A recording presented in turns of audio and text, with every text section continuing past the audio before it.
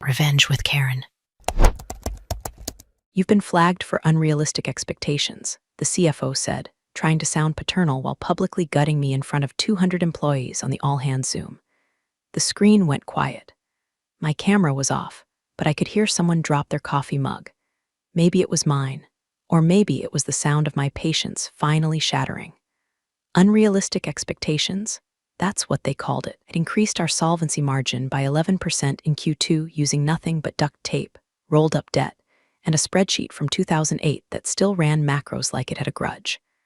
I was the one who'd quietly patched the holes left by finance bros who thought cash flow was a vibe, not a number. And now I was the problem. That's when I knew, not suspected. Knew. They didn't understand what I did. Not really. They thought I was just a numbers person, buried somewhere between accounts payable and coffee machine maintenance. But that moment, that smug little slap in the face wrapped in corporate jargon, lit a fuse I'd been keeping dry for years. And if you've made it this far, let me ask one thing. Smash that like button like it's a CFO's ego, and subscribe so you don't miss the part where it all burns down. Trust me, 95% of you are lurking without hitting that sub. It really does help the team keep these stories coming. All right, back to the fire. See, they called me Senior Director of Financial Architecture. Sounds impressive until you realize it just means I built invisible bridges between chaos. Intercompany debt ladders, cross-collateral guarantees, smoothing mechanisms no one noticed unless I stopped maintaining them. I didn't ask for attention, was too busy keeping the company solvent while executives played budgetary beer pong. Every quarter, I submitted reports that no one read. Every month, I flagged issues legal never got around to. Every week, I rewired some disaster stitched together by a man named Brent, who still thought a ballpark estimate meant rounding to the nearest million. I wasn't flashy. I didn't have a corner office or a six-syllable title ending in strategy. I had results, which, turns out, makes you a threat in rooms where image beats impact. Still, I kept receipts. Specifically, a clause 6.7, asset seizure via cross-default, hidden in plain sight inside the revised loan exposure protocols.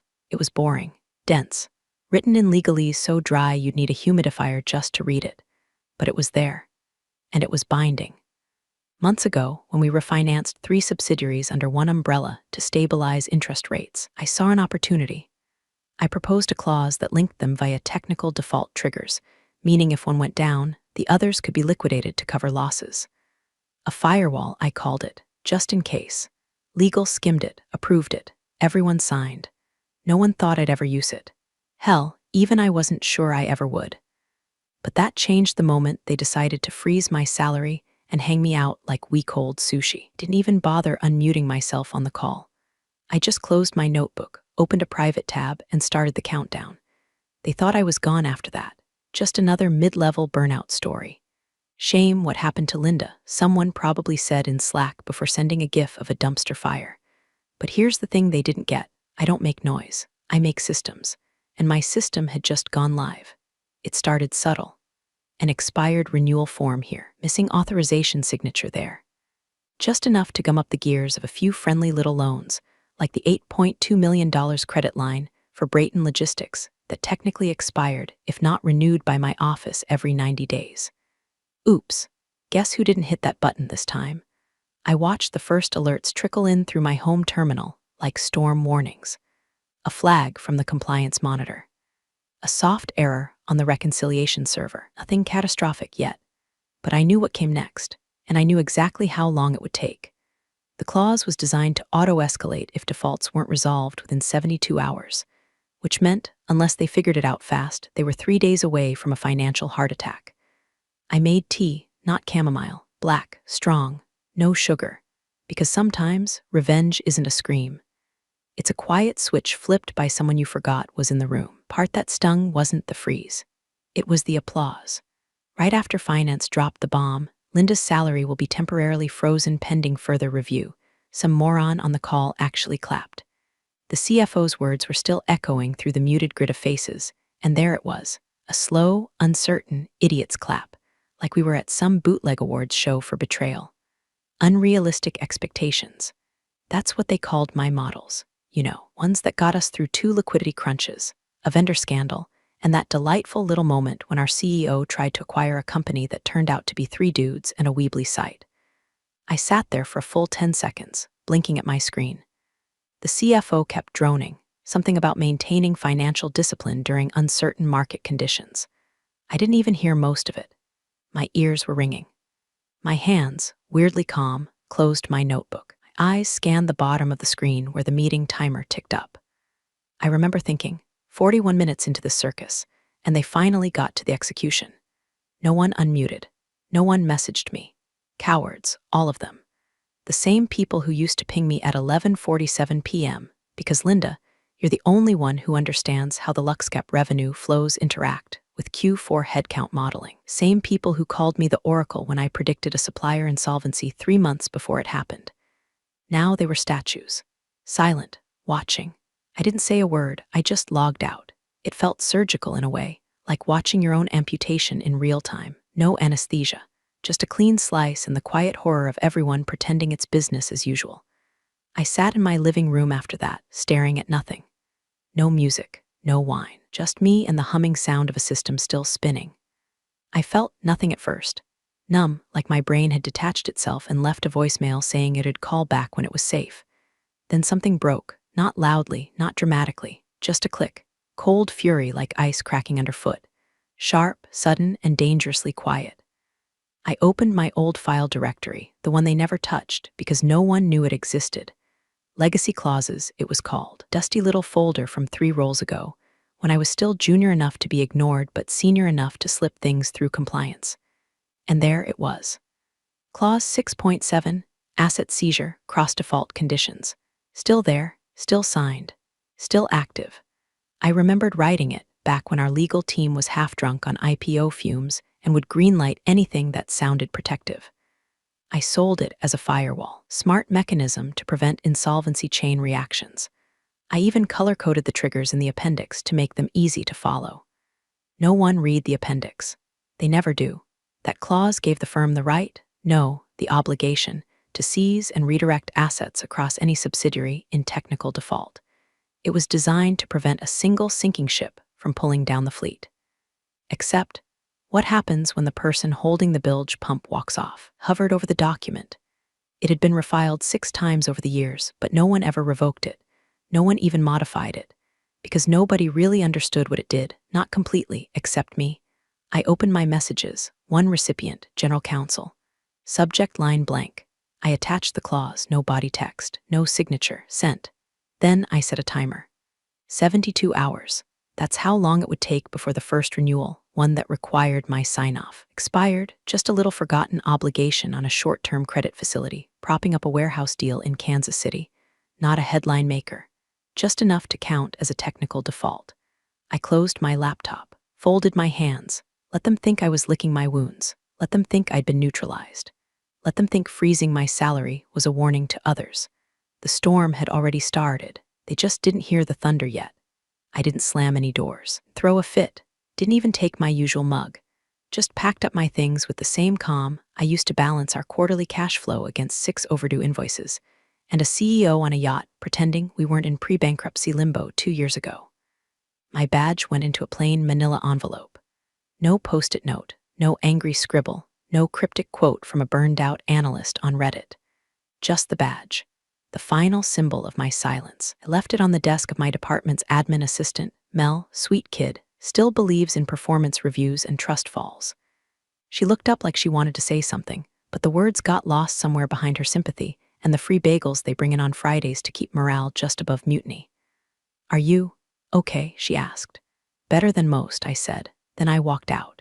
They assumed I'd vanish, of course, that I'd spiral, maybe take a yoga retreat, brand as a fractional CFO, post passive-aggressive LinkedIn thoughts about resilience and knowing your worth.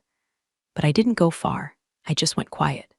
That afternoon, I remote accessed the compliance server through a private instance I set up years ago, originally just to run overnight audits while everyone else slept. One click pulled up the trigger matrix I designed in the early days of the LuxCap restructure. It was primitive by today's standards, beautiful in its simplicity. Each subsidiary had its own timer. Each timer was linked to a renewal protocol. If those weren't refreshed by me within their window, they expired. That triggered a soft flag. If 3 or more flags hit within 72 hours, the system auto-compiled a compliance packet based on Clause 6.7 and submitted it to our legal distribution list. Asset seizure, cross-default, auto-initiated, irreversible. Kind of clause you build when you've seen too many men in blazers gamble with everyone else's pensions. I flipped the first switch. Brayton Logistics, 4:43 p.m., flagged. Then Luxcap Freight, 5:02 p.m., flagged. Then I waited. Nothing dramatic, no sparks flying. No red lights blinking across the building. Just silence, like the moment after you flick the first domino. Meanwhile, I opened my personal email. Drafted one message. No subject, no greeting, no pleasantries. Just one attachment, the original Clause 6.7, still intact, still binding. The final version with my signature at the bottom. I sent it to General Counsel's direct inbox. No CC, no BCC, let them sit with it alone. Then I deleted the draft, emptied trash, logged out. That night, I slept better than I had in months. Not because I was free, because I knew something they didn't. I was still in the building. Not physically, not officially, but structurally woven into every system they'd never bothered to understand. I didn't need to kick down the door. I was the door, and I had just locked it from the outside. Let them assume the worst was over, that they'd pulled off some elegant corporate decapitation, that I was gone, licking wounds in some sad airbimp with a yoga mat and a dream. Let them believe they'd won. All I needed was for Friday to arrive. And at 9:00 a.m. sharp, something they never saw coming would greet them with a legal smile and a compliance timestamp. The first tremor hit Wednesday at 9:17 a.m., exactly 41 hours after I walked out. It arrived not with sirens, not with someone running down a hallway waving spreadsheets, but with a bland email from an external audit firm reviewing Brayton Logistics Q3 cash flow. Subject line item 47C irregularity in guarantee documentation. That was the official phrase. But behind the scenes, it translated to, where the hell is Linda's renewal signature? Brayton's $8.2 million credit facility had a 90-day rollover clause. Every quarter, a fresh signature from the designated financial architect was required to renew the intercompany guarantee that kept the rate stable and the loan technically compliant. It was a paper formality, one that nobody ever paid attention to because I always handled it before anyone noticed. Except this time, no renewal, no signature, no bridge, just a dangling liability and an auditor with a checklist and a hard-on for procedural gaps. By 11:03 a.m., the problem hit internal compliance. By 11:16 a.m., it was escalated to legal. By noon, Director of Risk Management called it a minor procedural oversight. That's what they do at first, downplay. Pretend it's a hiccup. Pretend it'll be fixed with one email and a strongly worded memo to tighten internal controls. But it wasn't a hiccup. It was a grenade missing its pin, and it was already rolling across the boardroom floor. I sat at my kitchen table, sipping coffee that had gone cold an hour ago, refreshing a feed only I could see, compliance pings, escalations, chatter on internal comms I still had read-only access to. They hadn't revoked it yet. They'd moved fast to erase my presence from the org chart, but they missed the back door I'd left open in the audit logs. At 1:12 p.m., a call between two directors, recorded and transcribed thanks to the internal training compliance tool, hit my feed. First voice, wait, this default, doesn't it cross-trigger the Luxcap debt too? Second voice trembling and Brayton, Jesus. Brayton's locked into a back-to-back covenant. That loan's cross-collateralized. If Brayton triggers, Luxcap goes down with it. Silence. Then, should we call Linda? They didn't. Of course they didn't. Pride's a hell of a drug. And hubris is cheaper than admitting you fired the only person who knew which wires connected to which bombs. I didn't gloat. I didn't even smile. I just opened a small notepad on my screen and wrote one line. D2, event 1 logged. Because that's what it was, an event. A precise domino falling into place. The first of 3 needed to meet the activation threshold buried in Clause 6.7. The system didn't just wait for catastrophe. It waited for pattern, for proof, for convergence. They didn't realize how close they were to it. Because in their world, technical default is just something you pay a lawyer to rephrase. But in mine, it's a match tossed into an office full of paper promises. Back inside their walls, the story changed fast. By Wednesday evening, a whisper campaign had started, that I'd forgotten to sign something, that it was an honest mistake, that I'd been under pressure, stress, maybe even unstable. Unstable. That's the word they use when a woman builds something they don't understand. Let them whisper. I wasn't planning to correct the narrative. I was planning to end it. Thursday morning, 6:42 a.m., legal finally noticed the fire they were standing in. Someone, probably an overworked junior with a knack for suffering, dug into the legacy contract binder for Brayton's loan structure and unearthed Clause 6.7. They were looking for a lifeline, a loophole, a way to reframe the default as administrative rather than technical, something they could massage away with a late-night memo and a hearty LinkedIn post about lessons learned. But what they found instead was a fully activated compliance clause tied to a chain of intercompany obligations and an auto-execution condition set to fire at precisely 09:00:00 Friday morning if not manually disarmed by the original architect, which was me. The clause wasn't a bluff. It wasn't a footnote. It was a system. I'd operationalized it 3 years ago during the last debt cycle review. They all signed it, legal, risk, compliance, because back then I was still invisible, still just Linda, and no one believed someone without a C title could script their own nuclear option. At 7:08 a.m., a calendar invite pinged across the legal team. Emergency Review Clause 6.7.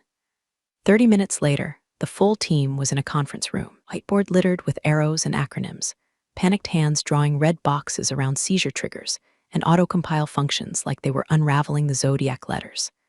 At 8:03 a.m., a junior counsel named Brandon made the call that should have been made 48 hours earlier. To the CFO. I know this because Brandon, poor, sweet Brandon, accidentally left the call transcript open in the shared legal drive I still had shadow access to. Sloppy, but poetic. Or he said, voice shaky, this clause isn't theoretical. She built the trigger framework. It's active. The CFO's voice, calm but low, okay. What do we do? You can't, Brandon replied. The auto-execution is hosted on a private instance. Not IT managed. We don't have access. We can't stop it without her credentials. Silence. 4 long seconds of it.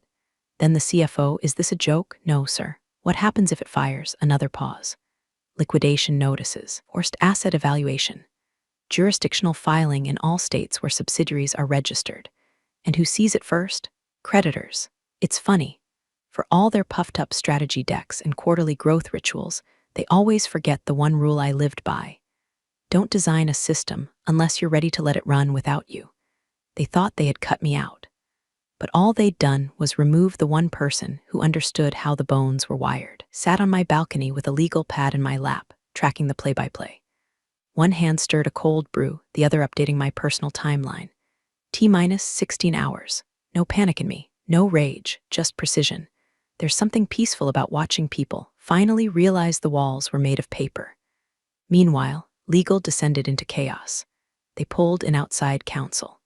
Someone called a former compliance officer who now teaches risk management at Rutgers, even tried to reach my old assistant, who was too busy working her new job at a competitor's office across town. Nothing worked. They couldn't override the clause because the override path was physical. As in, on a secured USB device tied to a biometric scan I never handed over. That was the failsafe. That was the point. At 11:44 a.m., they tried calling me. I didn't answer. At 12:02, another ping hit the feed. A new folder created on the internal server named Clause 6.7 Response Plan. Empty. By 2:30 p.m., someone from Risk pinged the CEO's executive assistant with a one-line message. This might be existential. Might. They still didn't know for sure. That's the genius of systems like this. They don't explode all at once. They rumble. They make you guess. They force you to sweat while the timer ticks, louder and louder, like a countdown on the inside of your skull. I closed my laptop, stood up, walked to the window and looked out over the city I used to keep solvent with a few keystrokes and a prayer. Tomorrow would be Friday. And some lessons don't come with second chances. Thursday night, 11:14 p.m. Most of the building was dark, save for the 19th floor, where the glass walls of the executive conference room glowed like a fish tank full of drowning men. CFO had called it an urgent alignment session. The invite read, though everyone knew what it really was, a last-ditch scramble before the hammer dropped. At first, he tried to keep the tone upbeat. His sleeves were rolled, his voice just a touch louder than normal, like volume might compensate for fear. All right, he said, slapping the table like he was still in control. We've had some turbulence, but this is solvable. No one corrected him. No one reminded him that solvable problems don't come with countdowns. On the far wall, a massive screen displayed a dashboard no one in that room had ever noticed before. It had been part of the internal audit suite, buried under 6 layers of navigation, titled in dry compliance language that screamed "Ignore me." But now it screamed something else. Auto Seize Protocol, scheduled 08:59:59 a.m. Someone had clicked into the backend. Trigger status, active. Override path, none. Approval, required L. Walker, they'd tried everything. The first attempt was brute force. IT specialists summoned in from home, bleary-eyed and trembling, told to just break the damn lock. But they couldn't. The execution server was off-network, authenticated with a biometric key tied to my ID and a physical dongle that had last pinged from an unknown device 2 weeks ago. Their second plan, legal fiction, could claim she was terminated with cause, one exec offered. Void the clause on grounds of no, someone else cut in. She resigned, voluntarily. The clause is airtight. Third plan, panic. Around the table, people sweated through linen and pretended not to. The head of risk sat with both palms on the table like he was trying to ground himself. General counsel just stared at the screen, mouthing the countdown like it was a prayer. One by one, they looked to the CFO. Call her, someone finally said. I tried, he muttered. 3 times. Email, she hasn't read anything since Monday. Then send someone to her house. The room fell silent. They all thought it, but none of them wanted to be the one to knock. Meanwhile, across town, I sat in my apartment with the lights dimmed low, headphones in, listening to Ravel's Pavane for a Dead Princess on loop. Not for irony, for precision. It timed out perfectly with the countdown in my head. I thought I was playing hard to get. That maybe if they groveled, if they acknowledged my worth, I'd ride back in like a reluctant hero, keyboard blazing to save the day. But this wasn't a tantrum. This was design. This was code embedded into their foundation because no one read the footnotes. This was consequence dressed in compliance. I checked my private dashboard. Still live, still locked. The system I'd built didn't ask for permission. It just followed instructions. Auto Seize Protocol, T-9 hours, 45 minutes. Status, awaiting trigger window. Trigger source, Luxcap Logistics / Brayton Holdings technical default confirmed. I clicked open my notes, updated the log. Event 2 confirmed. Auto sequence engaged. Back at headquarters, the CFO paced like a caged animal. He was still clinging to hope. That's the thing about men like him, they mistake proximity for control. Thought because he sat at the head of the table, the levers belonged to him. But they didn't, they were mine, and I'd already pulled them. At 12:36 a.m., someone in the room finally asked, why did she do this? No one had an answer, but I did, because when you freeze out the architect, the building remembers. And come morning, it would fall. Friday, 6:04 a.m. A courier arrived at the boardroom with coffee and a manila folder. Only one of those things would be welcome. The folder wasn't marked confidential. No stickers, no urgent tags, just a rubber band around 50 pages of what looked like old contract printouts, clause 6.7 highlighted in thick orange Sharpie like someone wanted to scream through paper. It had been sent anonymously, but they knew who it was from. Marcy. My old colleague from compliance, laid off 6 months ago during strategic restructuring. He was quiet, brilliant, allergic to drama. And apparently a digital hoarder, thank God. Somewhere in her personal files, she'd saved the fully annotated copy of the clause I'd written, with footnotes, diagrams, and my original signature, still perfectly legible under the words execution binding as of 2020-04-14. She hadn't shared it when the layoffs came, but she shared it now. Because when legal started leaking panic, word got around. Marcy, like most of the quiet women they discarded, didn't forget who held things together when everyone else was playing politics in the lunchroom.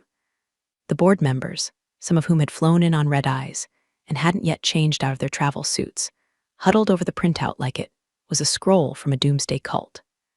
Clause 6.7, line 13. Any technical or material default within subsidiary or partner entity frameworks shall permit, not require, the initiating of forced asset liquidation across entities bound by intercompany loan or credit guarantees upon non-renewal or inactivity of designated signatory. Translation: one screw-up and the rest of the machine eats itself. Translation of the translation: Linda was the firewall, and Linda was gone. My signature had tied the guarantees together like blood vessels. They thought I was just operations, just the lady with too many spreadsheets and a love for quiet offices. Just background noise. But the signature was real, and they couldn't recreate it, because no one bothered to ask what would happen if the person behind the signature ever left. I sat across town in a quiet corner of my apartment, still wearing the same gray cardigan I'd worn the day I resigned. I wasn't tired. I wasn't anxious. I wasn't even angry anymore. I was distant, observing, watching a planet implode from orbit. My phone buzzed. A single text from an old friend, Jules, my former analytics manager who left last year after the CFO cut his team by half and told him to get creative. "Wanna grab breakfast after this?" I smiled. Jules always had great timing. Across the city, the board finally realized the walls weren't caving in, they had already caved. The collapse had just been quiet. Structural, the kind of collapse that starts years earlier with a single missed clause and a woman they mistook for a cog. By 6:39 a.m., the CEO had joined the meeting via Zoom from his summer place in Tahoe. His face looked waxy. He hadn't shaved. He hadn't read the clause. He just stared at the header on the screen, Auto Seize Protocol, status engaged. He blinked. "What does it mean?" he asked. The general counsel didn't respond, just slid the manila folder forward until it filled the frame of the camera. "Sir," he said, his voice flat, "she holds the thread." It was 6:47 a.m., and the board finally understood. They didn't fire a woman. They fired the knot that held the entire web together. At exactly 8:55 a.m., 5 minutes before the scheduled detonation, I logged into the legal sync call. The Zoom room was already full: CFO, General Counsel, the Director of Risk, couple board members leaning off camera pretending they weren't watching with heart rates like jackhammers.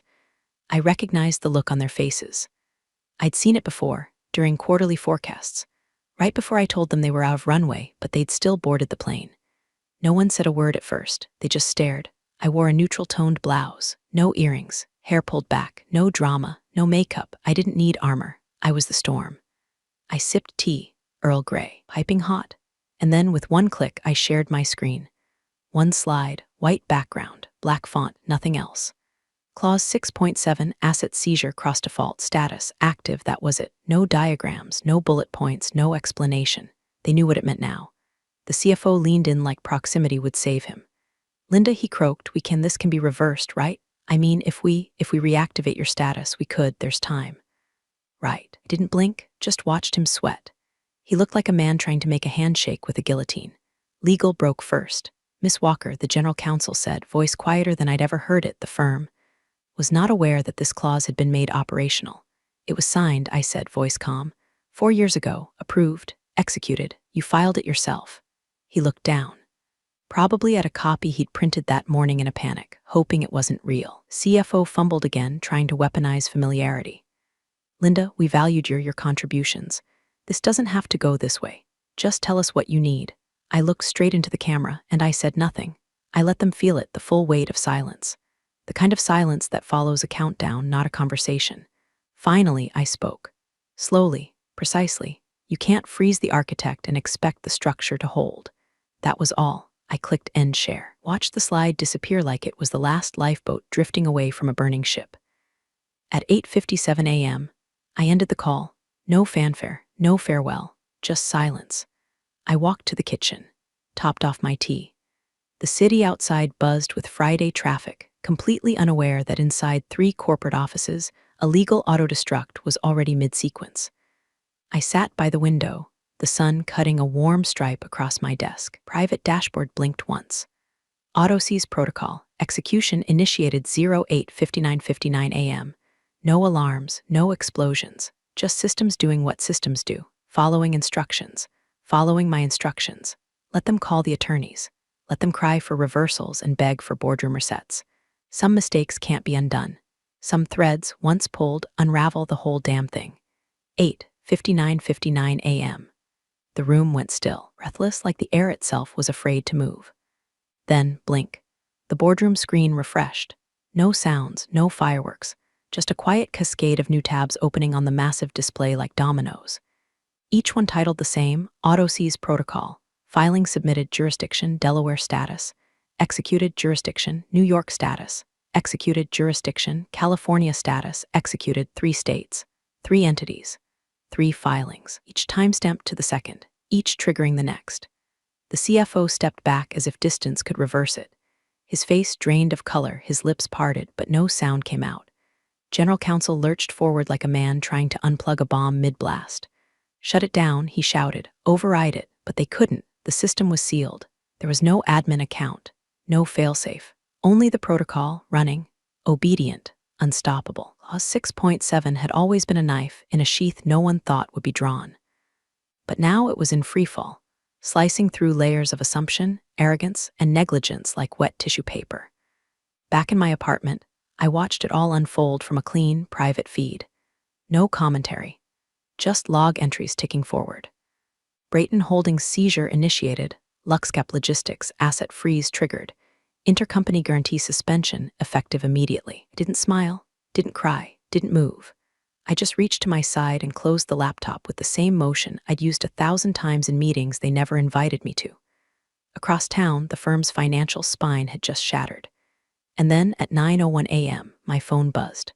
One notification.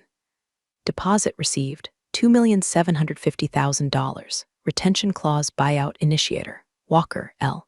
They never read the footnotes. Ever noticed that my retention clause, filed 4 years ago, was still active, still binding? Not revoked, not reassigned, and triggered automatically if my departure was unacknowledged during a contract renewal window. They froze my salary and accidentally paid me more than I'd made in 8 years combined. I poured the last of my tea, cool now, but still bitter, not unlike the irony. Across the city, phones were lighting up. Creditors, legal firms, media sniffing around, systems stalling, assets locking. By noon, 3 departments would be dismantled, 6 board members would resign to pursue other opportunities, and an acquisition proposal, quietly waiting in the wings, would snap the firm up for pennies on the dollar. Mine. I walked into my new office, different view, same skyline. On the wall behind my desk, I'd already hung the printout. Clause 6.7, asset seizure, cross default, initialed by every executive who'd ever called me invisible. Framed in matte black. Next to it, a brass plate etched with one simple line. Next time you freeze someone, make sure they don't hold the thermostat. Appreciate you sticking around, you wise old rebels. Smash that subscribe button, or this fossil might just cause another epic fiasco.